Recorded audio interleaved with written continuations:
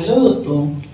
तो जैसा कि मैंने लास्ट क्लास में आप लोगों को बताया था कि मैटर क्या होता है, मैटर किन चीज़ों से मिलके बना होता है, मैटर के कुछ एग्जांपल्स आपको बताए थे और टोटल 5 स्टेट्स ऑफ मैटर के बारे में हमने आपको बताया था।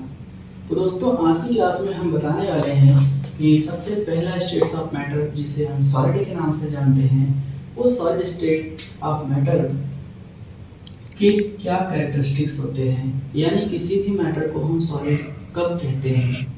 तो सॉलिड को कहने के लिए सबसे पहला जो बेसिक चीज होता है उसमें ये होता है कि जो पार्टिकल्स होते हैं, यानी सॉलिड के अंदर पार्टिकल्स बहुत ही टाइटली और क्लोजली पैक्ड होते हैं। क्या मतलब है इसका?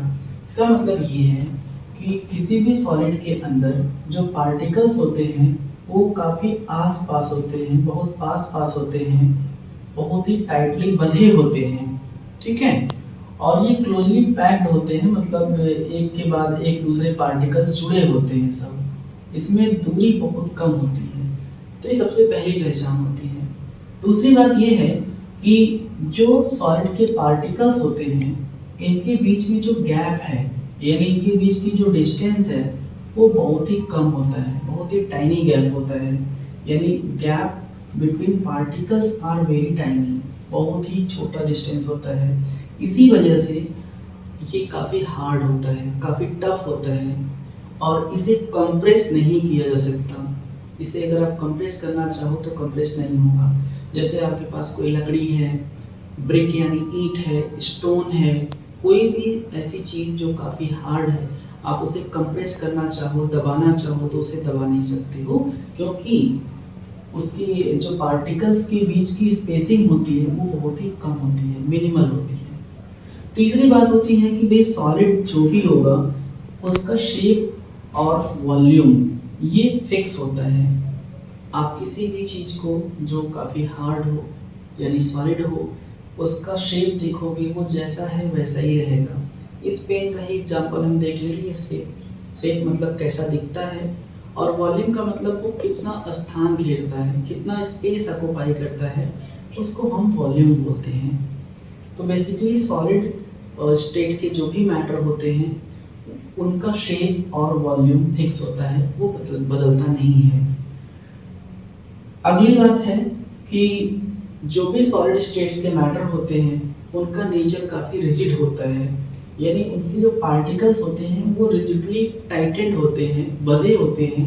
इसी वजह से वो अपने मेन पोजीशन के इस ओर और दूसरी तरफ, दोनों तरफ केवल वाइब्रेट कर रहे होते हैं। मेन पोजीशन का मतलब ये होता है कि किसी पार्टिकल्स का एक पोजीशन उस पर्टिकुलर मैटर में, तो पार्टिकल्स अपने स्थान पे यानी जहाँ पर भी उसका स्थान फिक्स होता है उसके दोनों ओर यानी कह लो चारों ओर जस्ट वो थोड़ा थोड़ा वाइब्रेट कर सकता है, बट ओवरऑल वो मूव नहीं कर सकता है। इसी चीज़ को यहाँ पे फोर्थ पॉइंट के रूप में बताया गया है। पांचवा पॉइंट बताता है कि जो फोर्स ऑफ अट्रैक्शन होता है पार्टिकल्स के बीच में, इन पार्टिकल्स के बीच में जो फोर्स ऑफ अट्रैक्शन होता है वो बहुत ही ज़्यादा एडामेंट नेचर का होता है, यानी बहुत ही स्ट्रॉन्ग नेचर का होता है। इसी वजह से ये सॉलिड के पार्टिकल्स एक दूसरे से जुड़े होते हैं, टाइटेड होते हैं और ये अलग नहीं होते हैं। लास्ट पॉइंट है कि rate of diffusion in solids is very slow. एक क्वेश्चन दिमाग में आ रहा होगा कि भाई डिफ्यूजन क्या होता है।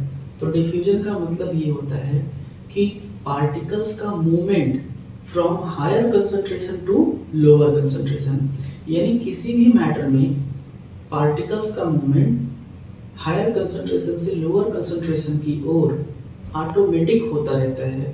तो ये जो रेट है, rate of diffusion of particles in solid, बहुत ही स्लो होता है। यानी सॉलिड के पार्टिकल्स जनरली हायर कंसंट्रेशन से लोअर कंसंट्रेशन की ओर जनरली मूव नहीं करते। क्यों नहीं मूव करते, इसका आंसर आप लोग पहले ही समझ चुके हो, क्योंकि इसमें फोर्स ऑफ अट्रैक्शन बहुत ज़्यादा होता है और दूसरी बात यह है कि वो टाइटली और क्लोजली पैक्ड होते हैं। राइट। तो दोस्तों कुछ एग्जांपल्स हम बात कर लेते हैं कि सॉलिड स्टेट के एग्जांपल क्या है। तो एग्जांपल है जैसे सॉलिड आइस। सॉलिड आइस जिसे आप आइस, ड्राई आइस का नाम भी देते हो, जिसे हम कार्बन डाइऑक्साइड CO2 का सॉलिड स्टेट फॉर्म को ड्राई आइस या सॉलिड आइस के नाम से हम लोग जानते हैं। अगला एग्जांपल है शुगर पार्टिकल्स, नेक्स्ट है ब्रिक्स, नेक्स्ट है रॉक्स, वुड्स, या और भी एग्जांपल जिसको आप कंप्रेस करो और वो कंप्रेस ना हो सके। जितने भी एग्जांपल आप सोच सको वो सारे के सारे क्या होंगे, सॉलिड्स होंगे।